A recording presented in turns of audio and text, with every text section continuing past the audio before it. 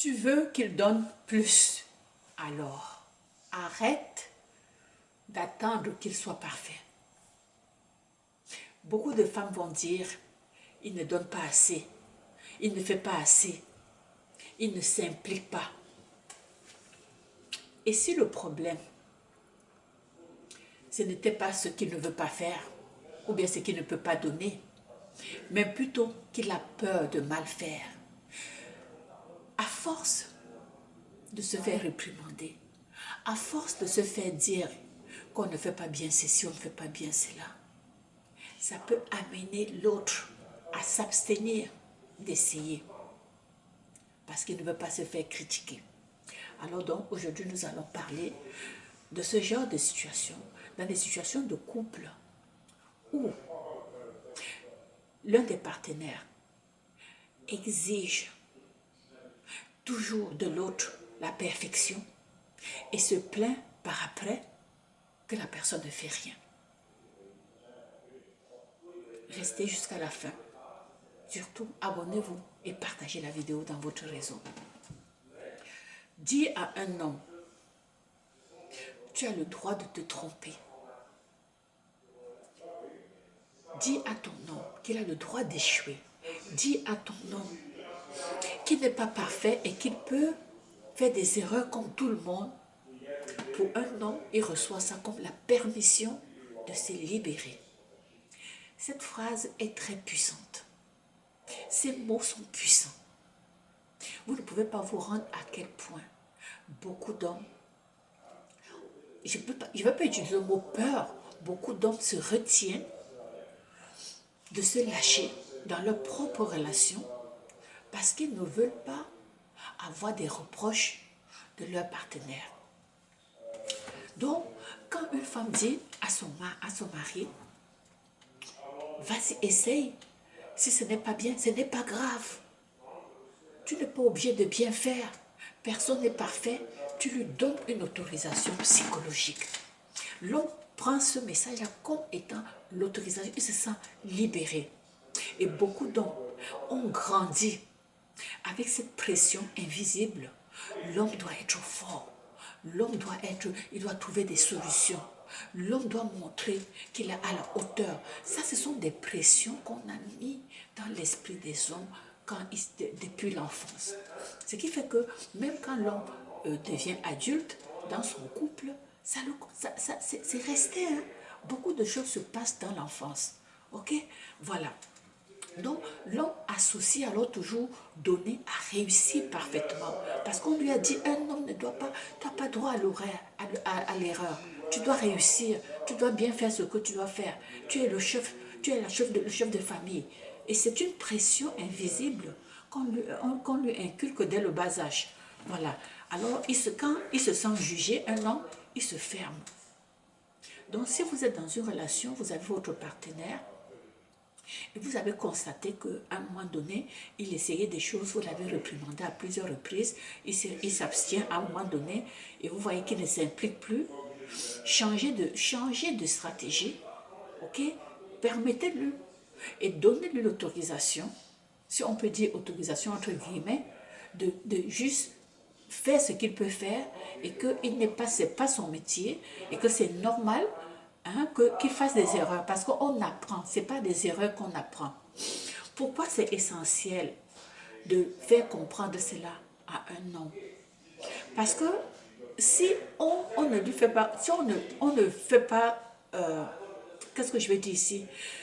Si ne pas le faire, ça va créer plutôt, sans le vouloir, auprès de l'homme, un sentiment de retenue. L'homme va se retenir, ok?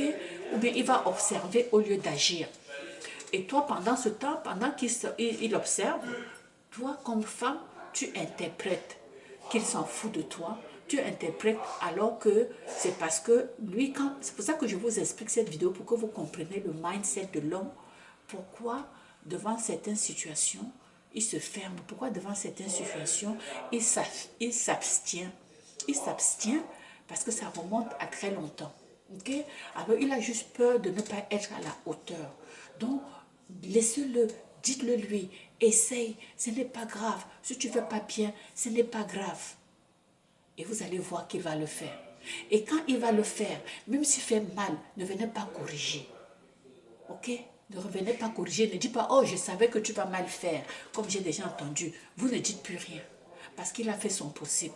Parce que dès que, si vous le réprimandez, une fois, il n'essayera plus.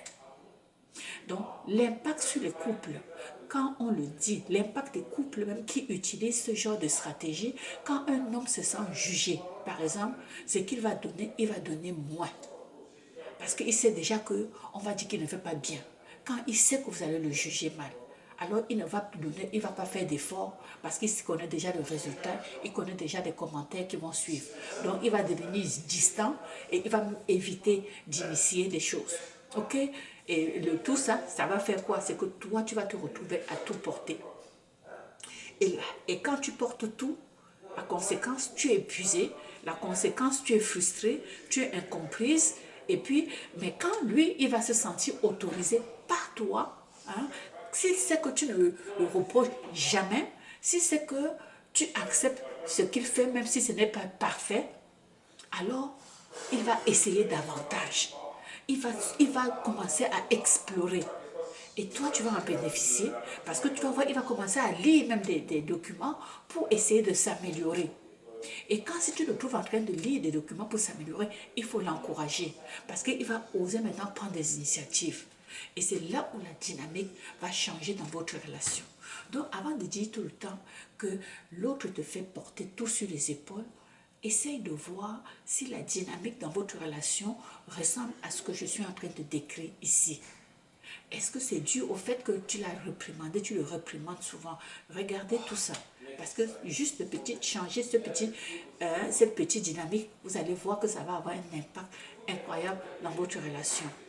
Et ce qui change, s'il intègre, ok? Si l'homme intègre le fait que sa femme l'autorise, s'il comprend qu'il a le droit de ne pas être parfait, il passe de, je vous dis, il passe de je ne sais rien pour ne pas me tromper. Ok? Je ne fais rien pour ne pas me tromper. Il va passer à je fais même si ce n'est pas parfait. Parce qu'avant, il était dans je ne fais rien, je ne vais rien faire parce que je vais me tromper. Alors, comme tu lui as donné l'autorisation, maintenant, il va passer à je vais le faire, même si je me trompe, ce n'est pas grave. Je l'aurai essayé. Et ça va toujours être mieux que rien. Très important. Un homme qui agit imparfaitement vaut 100 fois plus qu'un homme parfait qui ne fait rien. Comprenez bien ça. Un homme qui fait quelque chose imparfaitement vaut mieux. Il vaut 100 fois mieux qu'un homme parfait qui ne fait rien. Tu peux avoir un homme dans ta maison. Il a tout pour faire des choses. Il ne fait rien. Tu as un autre qui n'est pas parfait. Il fait ce qu'il peut, mais il fait. Qu'est-ce que tu choisis? Dites-moi en commentaire. Parce que ça fait une différence dans la dynamique d'une relation. Croyez-moi. Voilà. Donc, juste de dire, avant que cet homme-là ait l'autorisation de sa partenaire, il n'offre rien parce que quoi? Il avait peur que ce ne soit pas assez. Maintenant, il ne parle pas par le peur de dire la mauvaise chose. Ok? Alors, attention. Dire qu'il a le droit. Je veux faire la différence ici. Quand je dis que vous devez l'autoriser entre guillemets, hein, c'est une façon de dire que ne soyez pas trop strict sur la perfection.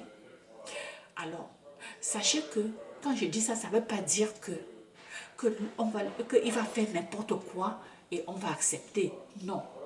Lui dit qu'il a le droit de se tromper, ça ne veut pas dire qu'on doit accepter le minimum. Hein? Il faut faire la part des choses. Ça ne veut pas dire non plus qu'on doit tolérer le manque d'effort. Non. On fait la part des choses, ni même excuser l'irresponsabilité. Ce que ça veut dire, c'est tout simplement qu'on crée un espace. On crée un espace où il peut progresser sans être écrasé, sans être critiqué, sans être jugé, sans qu'on se moque de lui. C'est ça que je veux dire ici. Alors, si tu veux un homme qui donne, tu dois d'abord dans un premier temps, créer un espace où il n'a pas peur de donner.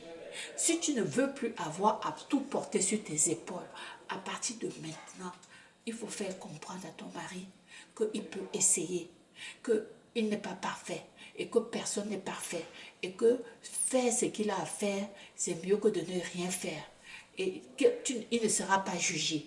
Alors voilà, changer de dynamique, ok? Parce qu'un homme qui se sent en sécurité, il va donner naturellement. Un homme qui se sent sous pression, il va se protéger. Et pour cet homme-là qui veut se protéger, qu'est-ce qu'il fait? C'est qu'il s'abstient. Il reste dans son coin, il devient muet, il observe parce qu'il a peur de mal faire. Il ne veut pas te choquer. Alors, voilà. Donc, dites-moi en commentaire par rapport à ce que je viens de dire, est-ce que ça vous parle? Est-ce que tu penses que certains hommes ne donnent pas assez?